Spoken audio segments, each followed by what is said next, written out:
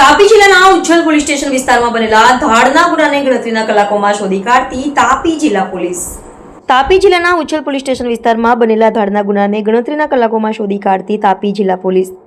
તાપી જિલ્લાના ઉચ્છલ તાલુકાના નારણપુરા ગામેથી આંગળીયા ગાડી સુરત તરફ જતી હતી ત્યારે બે ઇસમો પર હુમલો કરી અપહરણ કરી ધાડ પાડવામાં આવી હતી. તાપી જિલ્લાના ઉચ્છલ તાલુકામાં આર કાંતિલાલ આંગળીયા પેઢીની સર્વેલન્સ કાર પર સશસ્ત્ર લૂંટનો બનાવ સામે આવ્યો છે. ગોરખપુરથી સુરત તરફ જતી આંગળીયા પેઢીની કારને નારણપુર ગામની સીમમાં ફોર્ચ્યુનર કારમાં આવેલા 4 શખ્સોએ રોકી હતી. આ શખ્સોએ બંદૂક બતાવીને કાર ચાલક અને તેના સાથીનું અપહરણ કર્યું હતું. કારમાં લગાવેલા ઇમરજન્સી બટન દબાવવામાં આવતા પેઢીને ઘટનાની જાણ થઈ હતી. પેઢીએ તરત જ તાપી પોલીસને જાણ કરી હતી. પોલીસની ટીમે ત્વરિત કાર્યવાહી કરીને તમામ 8 આરોપીઓને ઝડપી લીધા છે. પોલીસે આરોપીઓ પાસેથી લૂંટના ₹50,000 કાર અને પિસ્તોલ સહિત કુલ ₹18.24 લાખનો મુદ્દામાલ કબજે કર્યો છે.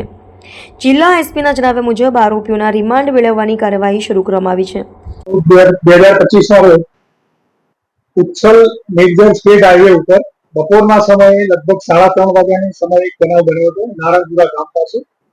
એમાં આર કાંતિલાલ આંગળીયા પેઢીના કર્મચારી જે સર્વેલન્સ કરી રૂટ ઉપરથી પસાર થતા હતા અને સુરત તરફ જઈ રહ્યા હતા ત્યારે તેના ડ્રાઈવર અનિલભાઈ કાંતિલાલ પટેલ અને એની સાથે બીજા એક આંગળીયા પેઢીના કર્મચારી હતા અને તેમને નારણપુરા ગામ પાસે એક ફોર્ચ્યુનર ગાડી આવી અને તેમને આંતરી લીધી અને તેમનું અપહરણ કરવામાં આવ્યું અને તેમની ગાડીમાં ₹50,000 જેટલી રકમ હતી એ લૂંટી અને ગુનો આચરવામાં આવેલો હતો.